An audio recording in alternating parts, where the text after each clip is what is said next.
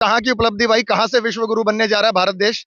ये छोटी छोटी बातें, मतलब एक शर्म की बात है कि कोई भी सत्तासीन पार्टी जो यहाँ पे है वो एक बच्चों का फेयर पेपर तरीके से नहीं करा सकती। तो बच्चों को कहाँ रोजगार की बात होगी, कहाँ आप इनको आगे लेके जाओगे, कहाँ बच्चों को मोटिवेट करोगे।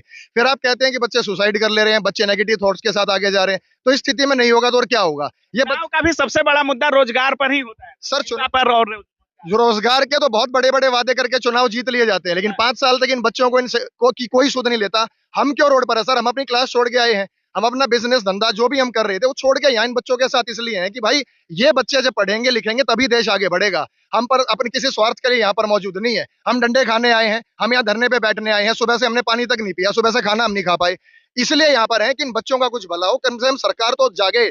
कोई सरकार हुई सर, मैंने तो ये नहीं देखा, मैं ये कहूँ किसी एक सरकार का। क्या होगा जयदीप सर, अब आगे कुछ होने वाला है? बहुत बहुत होने वाला है, नहीं होगा जब तक हम यहीं बैठे हैं, यहीं बैठ जाइए। वहीं बैठे हैं।